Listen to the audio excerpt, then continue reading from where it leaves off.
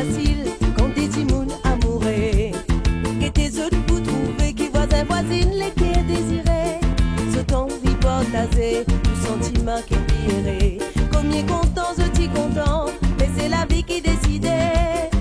Non, il n'a pas facile quand des timounes amoureux. Et tes autres pour trouver qui quantité nous n'a pour partager. Depuis que nous l'amour pour ma dièse amélie qui n'existait. Combien content, nous t'y content, qui quantité nous t'y errait. Moi, moi t'y crois, puis mon parti, c'est bon pour toi. Pourtant, avec toi, moi t'y sérieux. Moi t'y pépère, qui ça finit par bristoler guerre. C'est à cause ça, mon finalé. Quand moi si c'est nous imagine, l'amour nous imagine, nous tous les deux. Ça fait nous triste quand nous pensons. C'est ça l'histoire qu'on va mourir. L'amour c'est un sentiment inné. L'amour c'est tout pour vivre en paix. Quand moi si c'est nous imagine, la vie voisin voisine, nous peut trouver dans les passés comme en société. L'amour fait au vivant la gaieté. Parfois les tiens dis-le dans les yeux. C'est ça l'histoire, l'humanité.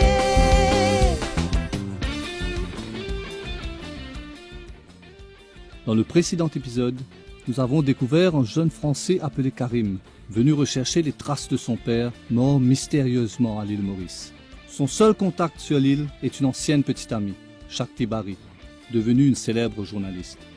Très vite, elle lui apprend que son père était un criminel impliqué dans un trafic d'armes. Mais, bonne nouvelle, Karim découvre aussi qu'il a 2 demi-frères dans l'île. Voulant en savoir plus, il part à la rencontre de l'un d'entre eux, Philippe. Après des retrouvailles chaleureuses, la tension monte et le mystère s'installe. Mais que cherche donc à cacher Philippe? Moi, je veux juste comprendre ce qu'a été son existence ici. Cela ne sert à rien d'essayer de comprendre ce qu'a été son existence ici. Il faut tourner la page, Karim. Ce type était le pire des salopards. Point final.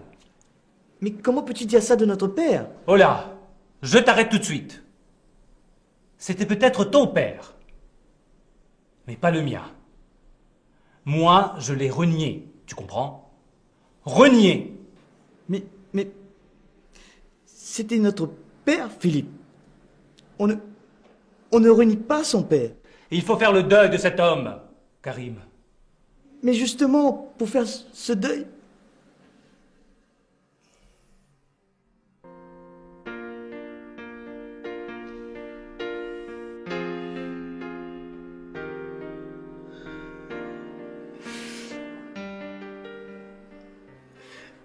Aide-moi, Philippe.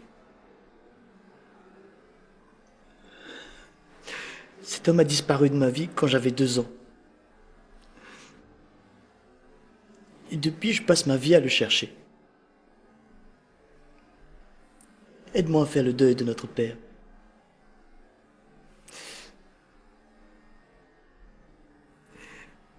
Il faut que tu me racontes tout ce que tu sais de lui.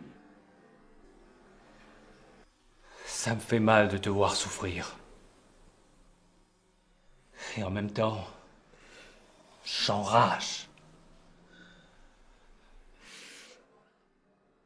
Cet homme nous a tous fait souffrir. Tu vois, j'avais 2 ans quand il nous a abandonnés, maman et moi, pour la mère de Jonathan.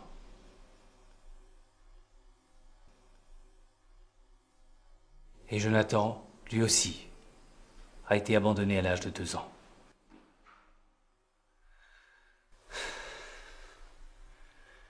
Il répète les mêmes conneries sans scrupules, ce salaud.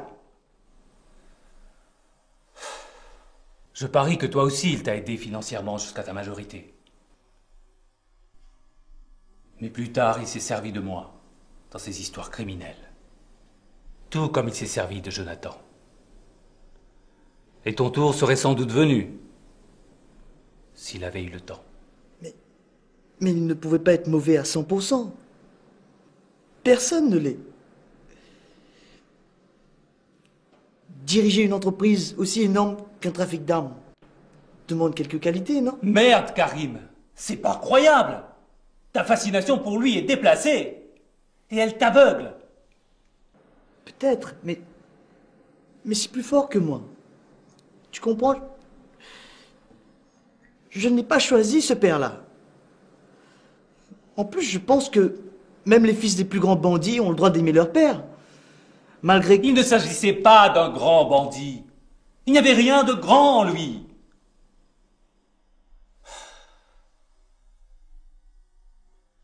Je vais te dire une dernière chose sur lui. Cet homme n'a pas hésité à faire tirer des coups de feu sur ses propres fils. Et il a même enlevé et séquestré Jonathan, juste pour se tirer d'affaire. Non. C'est pas croyable, ça. Eh ben, il n'y a rien de plus vrai. J'y étais, moi.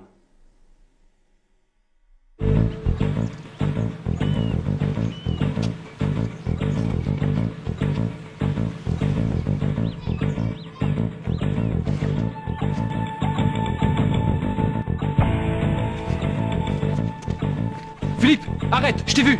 Eh mais attends.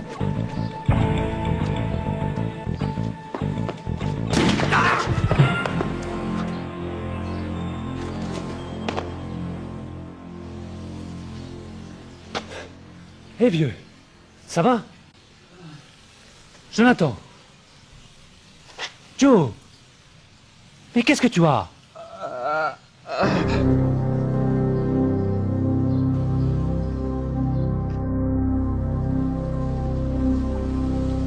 Bon sang, c'est pas possible.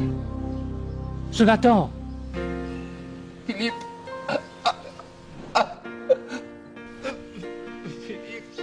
J'ai mal. Je sais, mais faut pas que tu bouges. Je vais aller chercher de l'aide. Philippe. Ne me laisse pas. Écoute, Joe, je ne peux pas te laisser comme ça. Ta blessure est grave. Laisse-moi y aller. Non. Philippe. Je ne peux pas mourir.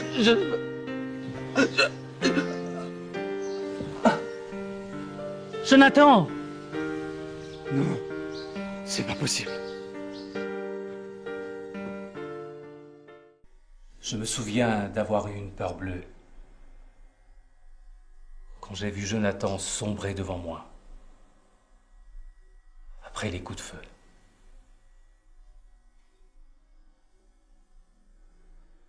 Cet homme était un monstre. Oublie-le! Mais à quoi ressemblait-il? Tu aurais pas une photo ou... Putain, mais t'es borné! C'est pas croyable! Je te dis que c'était un monstre! Et tu me demandes une photo? Non, j'ai pas de photo. Et je ne veux plus parler de lui.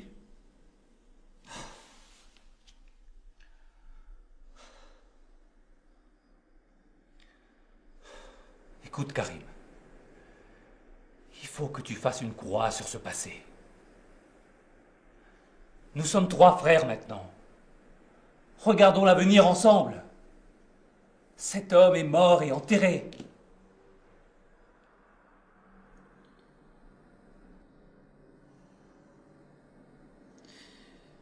Tu dois avoir raison.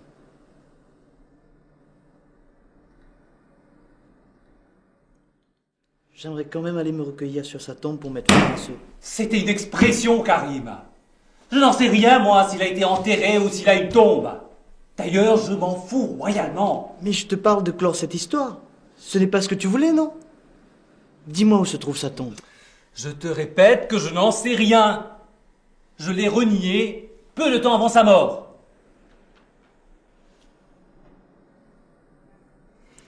Peut-être que ta mère saurait, elle. Écoute! Laisse ma mère tranquille, tu m'entends? J'ai eu tout le mal du monde pour la garder en dehors de tout ça.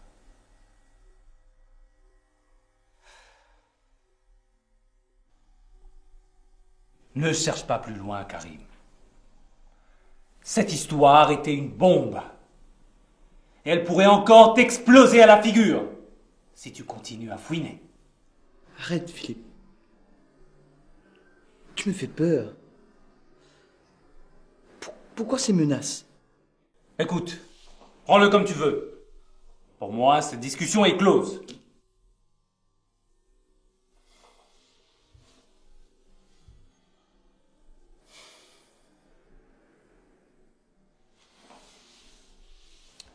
Parlons d'autre chose. Cette Shakti. Tu l'as connue à Paris, paraît-il? Écoute, je suis fatigué. Je vais rentrer à l'hôtel. Je t'appellerai. Tu es sûr que ça va aller?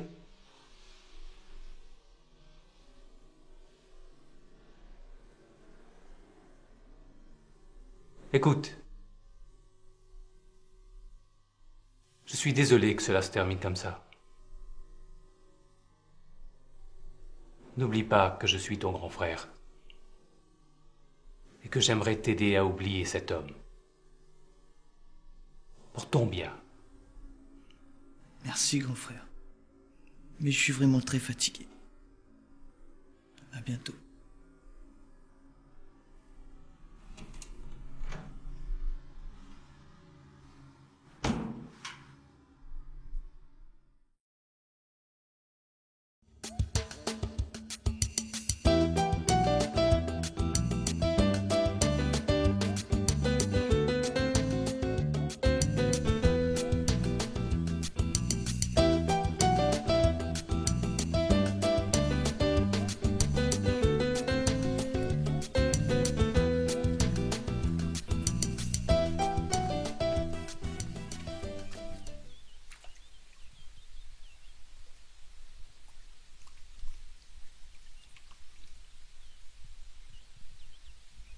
Oh, Shakti, t'es déjà là? Ben, je suis à l'heure. Dis donc, t'as pas une bonne tête, toi? Oh, excuse-moi. Je ne t'ai pas vu arriver. Pourtant, avec cette robe, tu ne passes pas inaperçu. Merci. Tu veux t'asseoir?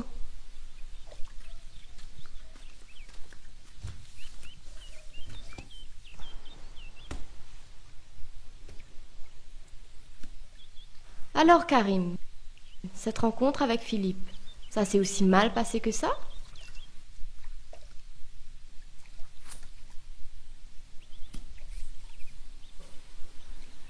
Écoute, Shakti, il m'a fait vraiment peur. Peur? Mais il s'agit de ton demi-frère quand même. Oui, bien sûr. Et j'étais très heureux de l'avoir rencontré. Mais il m'a brossé un tableau tout à fait noir de mon père. Trop noir. Karim, ne le prends pas mal, mais tout ce qu'on sait déjà de ton père n'est pas très positif. Enfin, je veux dire, ce n'est pas vraiment le père idéal, ce Jean Dupont. Oh, ça va. Ça, je le sais déjà. Mais tout de même, je n'arrive pas à admettre le fait qu'il était totalement mauvais. Ok, ne t'énerve pas comme ça. Et pour sa tombe, tu as... Mais justement, c'est quand nous avons parlé de cela que j'ai eu peur. Comment ça? Soudain, il est sorti de ses gonds pour me dire qu'une bombe m'éclaterait la figure si jamais je continuais à fouiner. Tu es sûr que tu n'exagères pas? Non! Non, je te jure!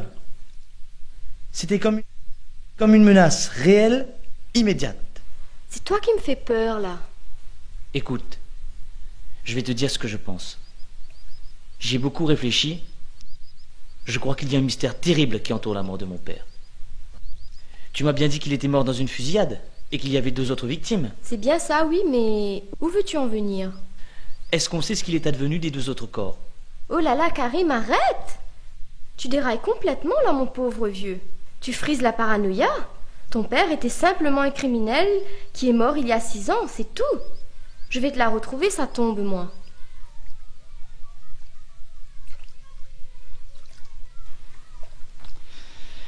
Tu as sans doute raison. Je veux juste faire mon deuil sur cette tombe et essayer de voir l'avenir autrement. Voilà enfin une attitude positive. Je désespérais en pensant que cela n'arriverait jamais.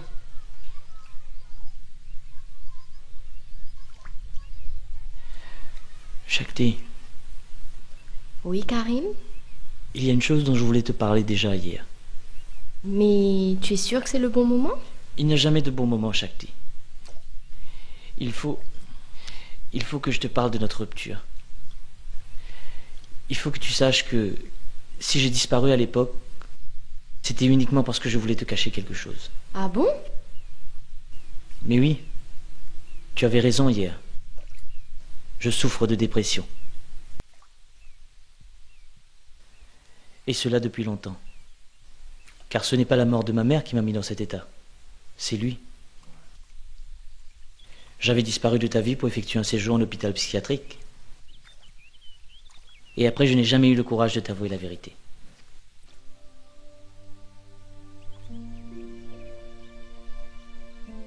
Je te demande sincèrement pardon.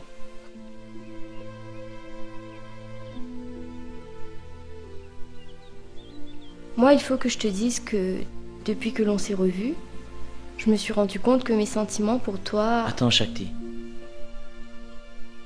Tu sais, malgré mon état, je ne suis ni aveugle, ni insensible. J'ai bien remarqué, il n'y a que notre séparation t'était restée en travers de la gorge. Et bien sûr, comme toi, je sens que les sentiments sont peut-être toujours là.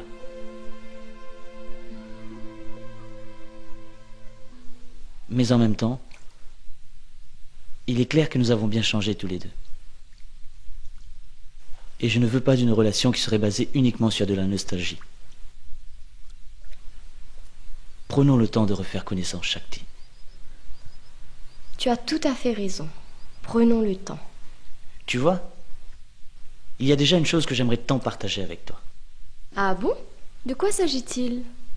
Tu sais, depuis les attentats du 11 septembre, tout musulman se repose la question de son identité. Moi aussi, je me suis posé de plus en plus de questions sur mon pays, ma culture, mon créateur. Je trouve ça très bien. L'islam est une vraie question de nos jours. Et j'ai constaté que les gens confondent trop facilement islam et intégrisme. Mais oui. L'intégrisme touche toutes les religions. Les évangélistes de George Bush sont des intégristes aussi. Tout intégrisme est condamnable. Voilà un point où nous sommes tout à fait d'accord. Mais je dois te dire que moi, je ne crois plus en aucun créateur. Mais tu ne te poses jamais la question de la création elle-même? Et comment? Chaque jour qui passe. Je suis une passionnée d'astronomie et de cosmologie. Je m'intéresse aussi beaucoup à la naissance de l'univers il y a 15 milliards d'années. Mais où avais-je la tête? Cette rencontre est tellement passionnante que j'ai complètement oublié. Mais de quoi tu parles? J'ai quelque chose à te montrer. Je suis allée fouiller dans les archives de la télévision et j'ai pu mettre la main sur le journal télévisé où il est question de ce fameux trafic d'armes. Je l'ai mis sur une cassette vidéo. Il doit bien y avoir un lecteur vidéo dans cet hôtel. Mais il y en a un dans ma chambre. Allez, dépêche-toi. Viens.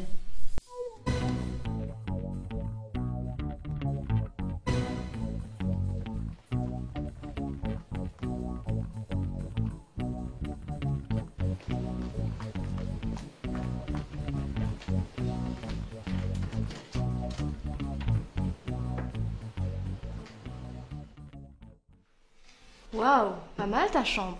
C'est une vraie suite en fait. Je peux jeter un coup d'œil? Bien sûr, fais comme chez toi. Passe-moi déjà ta cassette, je vais voir comment fonctionne cette vidéo. Tiens. Merci.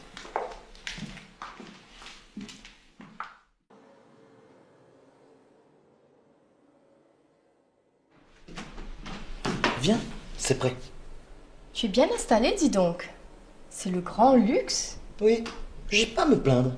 Je te l'avais dit d'ailleurs. Je gagne bien ma vie avec cette boîte de communication. Viens. Chers téléspectateurs, nous interrompons le cours normal de nos émissions afin de passer l'antenne au porte-parole du gouvernement qui s'apprête à faire une importante déclaration. C'est le scandale qui a fait la une de notre journal télévisé de ce matin. Pour rappel, une journaliste, Gloria Chung, aurait découvert un important dépôt de munitions dans l'est du pays. C'est à vous, Monsieur Gary. Mesdames et messieurs, tout cet après-midi, le gouvernement a demandé à l'armée et à la police mauricienne de prendre le contrôle d'un bâtiment situé près de Richmar.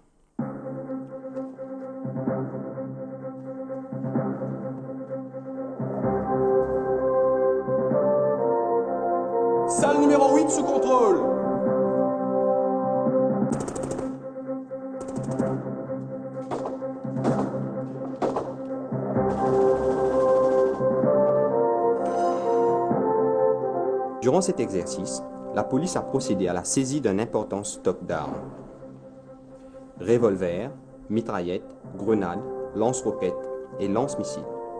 Plusieurs arrestations ont aussi été effectuées. De plus, durant le démantèlement de cette base, un prisonnier, Jonathan Dionat, a été découvert en très mauvais état et placé sous supervision médicale. Une enquête est en cours. Philippe avait donc raison. Le conseiller à la sécurité, M. Basboul, a été arrêté, ainsi que le ressortissant français, M. Jean Dupont. M. Jean Dupont est un ex-colonel de l'armée française qui avait servi dans l'île dans le cadre de la coopération et qui a été radié de l'armée en 1968 pour insubordination. Toute la lumière sera faite sur cette affaire par le Premier ministre lui-même lors d'une conférence de presse demain matin. Merci. C'est incroyable ça. C'est la première fois que je vois mon père.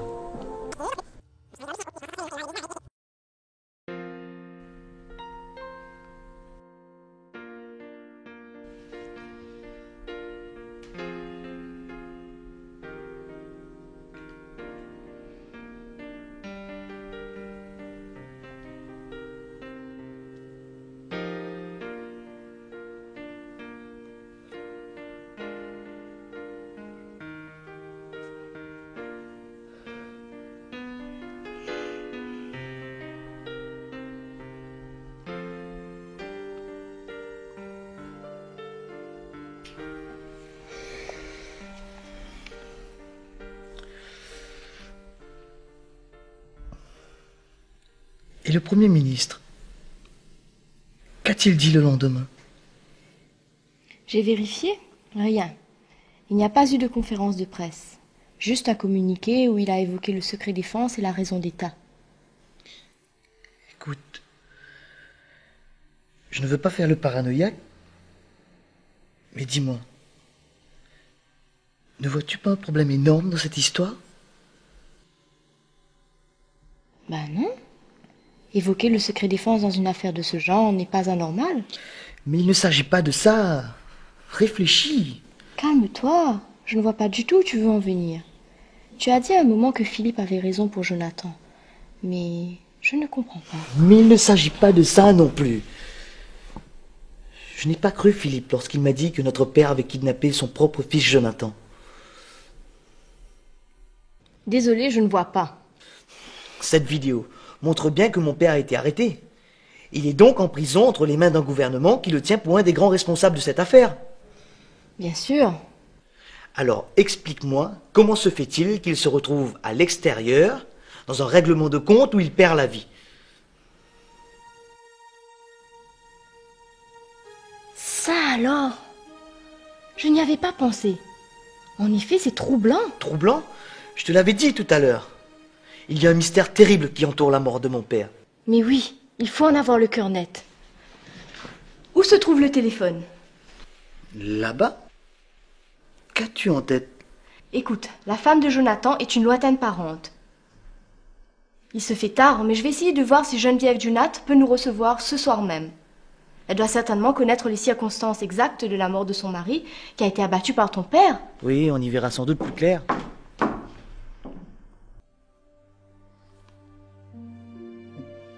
Jacques?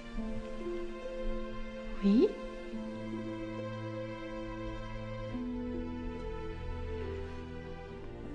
Tu ne peux pas savoir combien je suis heureux de t'avoir près de moi. Et qu'enfin tu me crois.